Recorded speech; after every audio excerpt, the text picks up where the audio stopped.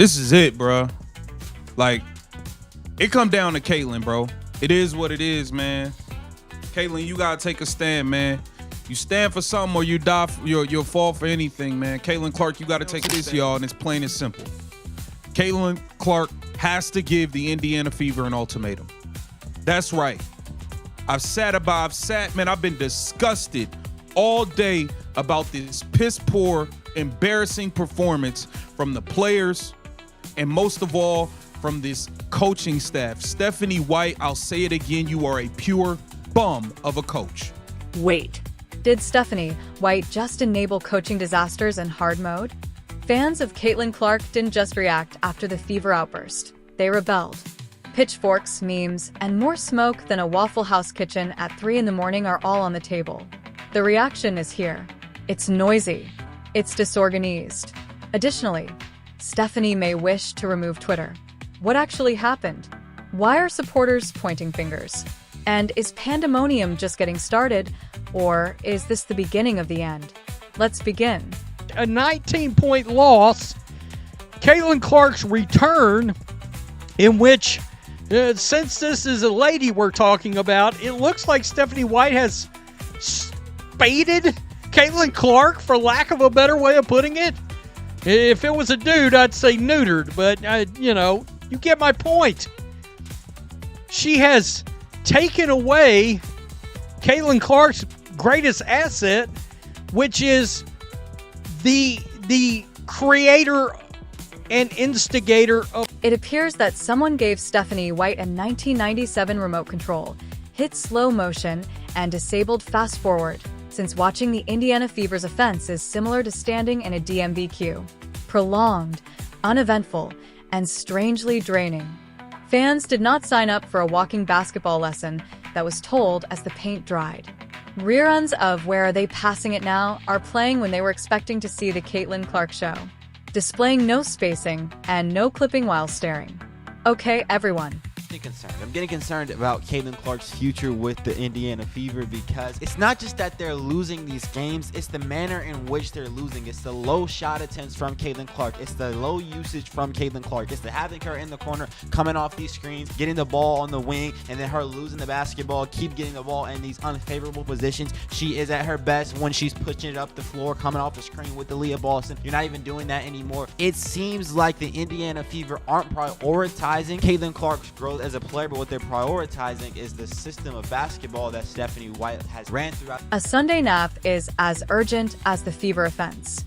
The play stalls as Clark, energized and ready to send the next highlight into orbit, cartwheels between screens as her colleagues courteously jog around as if they're waiting for an Uber. Caitlin is stuck watching the offensive strategy fall apart like sugar in lukewarm water, which is a terrible situation. In addition to being the league's top point guard, she is also managing a system that seems like it was created on a serviette at an IHOP. Puts out a lineup yesterday. Aaron McDonald starting at point. Kelsey Mitchell's at shooting guard. Caitlin Clark's at small forward. And I'm like, what is going on? Are we trying smaller lineups? I guess, okay, but are we doing a point forward situation? Is that what we're doing? We're doing a LeBron James point forward. No, the hell we ain't. We ain't. We're just running the same old, I want to say same old offense, but I don't know what that offense... And since benching Lexi Hull isn't a strategy, let's discuss the coaching staff's decision-making process, which appears to entail a dartboard, a blindfold, and a strong belief in chaos theory. That is an appeal for assistance. While the rest of the roster frolics around like a flash mob that missed the choreography, the one player who brings defensive grit, effort, and some real spacing gets yanked. In an attempt to determine whether anyone is aware of what is going on, fans have begun to take screenshots of the rotations and run them through artificial intelligence. Stephanie White is not going to change. Stephanie White is not going to stop until her style of drag everyone down to their level basketball prevails. She's not going to change. And I do not think that we're going to see very much of Stephanie White, or very much of the Fever playing good basketball. Caitlin Clark, meantime, continues to thread needles to teammates who catch the ball and then enter existential crisis mode while making flawless passes into the void. Dribble, pause, return it, restart, and repeat. It's not a style. It's a disease. It appears as though the coaching crew discovered the one speed option that makes Caitlin appear less like herself. Despite having the most dynamic point guard in the league, you've managed to persuade her to spend half of her time in the corner, seemingly waiting to substitute. Breaking. She is not destined to live on the corner. It's a penalty for her. At this moment, no one would notice if you substituted the pickup game from a middle school team for the Fever's attacking sets. Actually, don't say that. At the very least, the middle schoolers would control the floor. You have a generational passer, one of the game's most dangerous shooters. We watch her hand the ball off and then disappear into off-ball exile rather than allowing her to produce. Basketball is not what this is. Witness protection is what it is. Guys, as long as Stephanie White is here, we'll never see the true greatness that Caitlin Clark has within her. We'll never see it.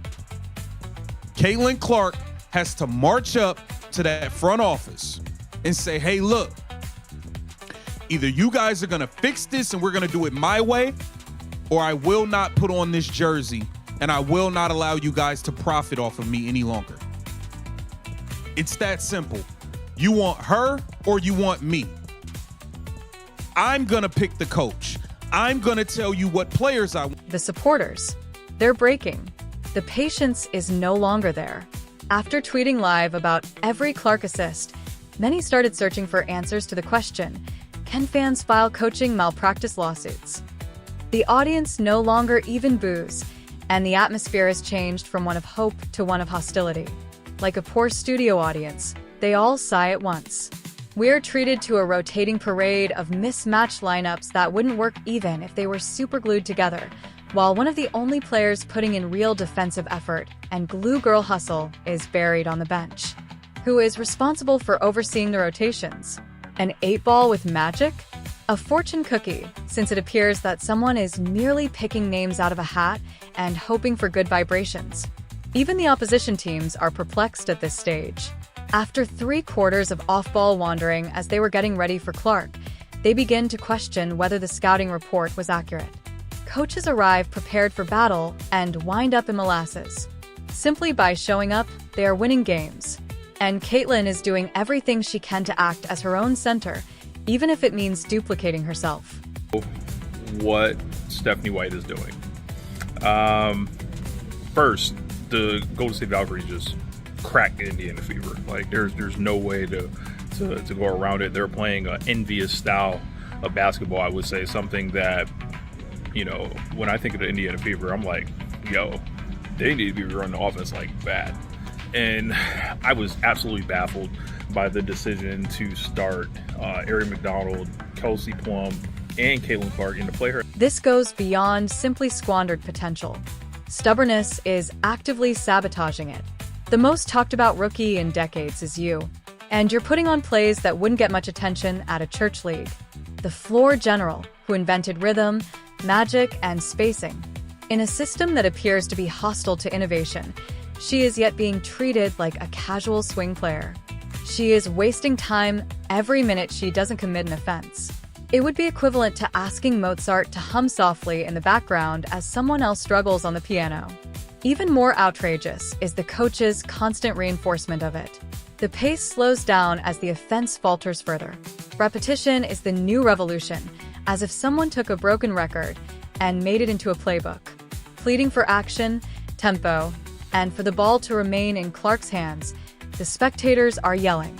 They are receiving rotations in return that resemble performance art, but there isn't any applause at the conclusion.